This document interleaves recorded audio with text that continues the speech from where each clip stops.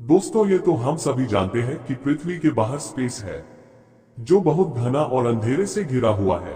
और इसी स्पेस में हमारी बहुत सारी सैटेलाइट पृथ्वी का चक्कर लगाती है, जिससे धरती पर सूचना और संचार का कार्य पूरा होता है।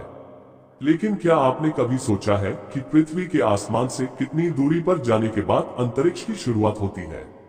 क्या इसका कोई सीमा है? आज इस वीडियो में हम जानेंगे कि पृथ्वी के आसमान से कितनी दूरी से शुरू होता है अंतरिक्ष।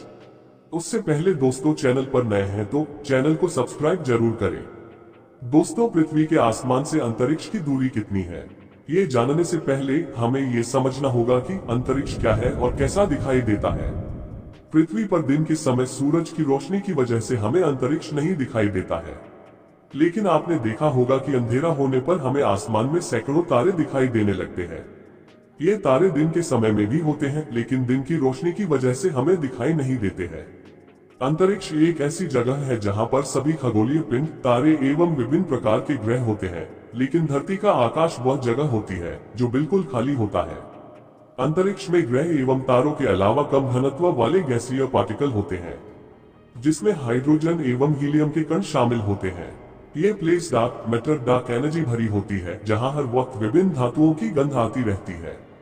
इसलिए अंतरिक्ष में जाना और वहां पर जाकर किसी भी तरह की खोज करना बहुत ही मुश्किल एवं चुनौतीपूर्ण कार्य है। अब बात आती है कि धरती के आसमान से कितना दूर है अंतरिक्ष। यह एक ऐसा सवाल है जिसका जवाब बहुत ही कॉम्प्लिकेटेड है। दोस्तों, पृथ्वी की संरचना कुछ ऐसी है जिसका वातावरण बहुत ही बड़ा है, जो मीलों तक फैला हुआ है। इस वायुमंडल को ओजोन लेयर के नाम से जाना जाता है, जो सूरज की हानिकारक किरणों के साथ साथ विभिन्न प्रकार के उल्कापिंडों और क्षुद्र ग्रहों से इंसानों की सुरक्षा करता है। लेकिन इंसान पृथ्वी से जितना दूर जाता रहेगा, वैसे वैसे पृथ्वी का वायुमंडल कम घना होने लगेगा और उसकी परतें बहुत पतली हो जाएगी। दोस्तों, जिस जगह पर जाकर पृथ्वी का वायुमंडल खत्म होता है, बस उसी जगह से अंतरिक्ष की शुरुआत होती है। लेकिन पृथ्वी के वायुमंडल की समाप्ति और अंतरिक्ष की शुरुआत, उस बिंदु को लेकर दुनिया भर के वैज्ञानिकों के बीच मतभेद और अलग अलग विचार रहते हैं। अमेरिकी स्पेस एजेंसी नासा का मानना है कि जमीन से ऊपर जिस पॉइंट पर प्रेशर की मात्रा 1 पाउंड पर स्क्वायर फुट से कम यानी 0.048 बार से कम हो जाए, उस जगह से अंतरिक्ष की शुरुआत हो जाती है। इसका मतलब पृथ्वी के आसमान से अंतरिक्ष की शुरुआत को प्रेशर के हिसाब से पहचाना जा सकता है।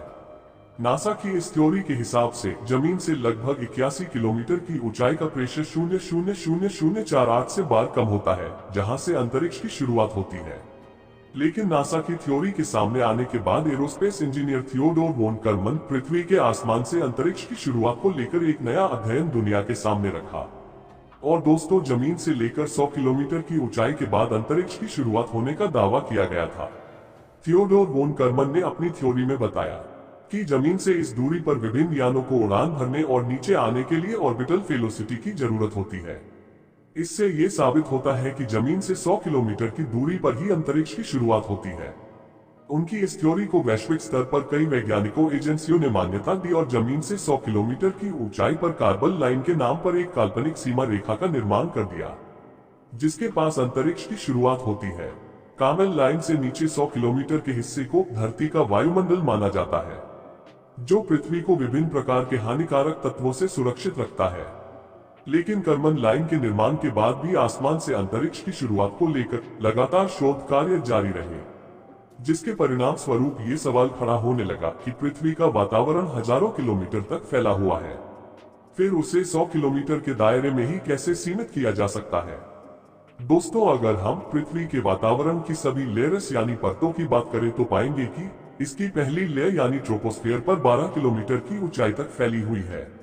उसके अलावा वातावरण की दूसरी लेयर स्ट्रेटोस्फेयर जमीन से 50 किलोमीटर की ऊंचाई तक फैली हुई है, जबकि तीसरी लेयर मेसोस्फेयर जमीन से 80 किलोमीटर ऊंचाई तक फैली हुई है। इन सभी लेयर के अलावा वायुमंडल की चौथी लेयर थर्मोस्फीयर, जिसका फैलाव जमीन से 700 किलोमीटर की ऊंचाई तक है। सबसे भारी लेयर एक्सोस्फीयर जमीन से 10,000 किलोमीटर की ऊंचाई तक फैली हुई है। वैश्विक स्तर पर अंतरिक्ष की शुरुआत के लिए जो काल्पनिक रेखा खींची गई है, वह धरती के वायुमंडल के अंदर ही है। हालांकि फिर भी कार्बन रेखा को ही अंतरिक्ष की शुरुआत का महत्वपूर्ण बिंदु क्यों माना जाता है, इसके पीछे एक मजेदार राज छुपा है। दरअसल पृथ्वी से 100 किलोमीटर की ऊंचाई तक किसी भी रॉकेट को उड़ने के लिए एरोडायनामिक्स की जरूरत पड़ती है। क्योंकि किसी भी स्पेसक्राफ्ट का वजन उठाने और उसे हवा में उड़ाने के लिए अधिक बल चाहिए होता है। लेकिन जैसे ही कोई स्पेसक्राफ्ट आसमान में 100 किलोमीटर की ऊंचाई पर बनी कयरमन लाइन को क्रॉस करता है तो उसे उड़ान भरने में अत्यधिक बल की जरूरत नहीं पड़ती है। इसी कारण पृथ्वी के वायुमंडल को मीलों तक फैले रहने के बावजूद भी जमीन से 100 किलोमीटर की ऊंचाई के बाद अंतरिक्ष की शुरुआत हो जाती है। तो दोस्तों, अब आप समझ गए होंगे कि धरती के आसमान से अंतरिक्ष की दूरी कितनी है और उसकी पहचान कैसे की जा सकती है। अगर कभी भविष्य में आप पृथ्वी से दूर 100 किलोमीटर की ऊंचाई तक पहुंचने में कामयाब हो जाते हैं तो आपको अंतरिक्ष के दर्शन होंगे, जहां आपको तारे नजर आएंगे और घना अंधेरा नजर आएगा और सैकड़ों की संख्या में सैटेलाइट नजर आएंगे। दोस्तों, आपको यह वीडियो कैसी लगी? अगर पसंद आया हो तो लाइक और शेयर करना ना भूलें।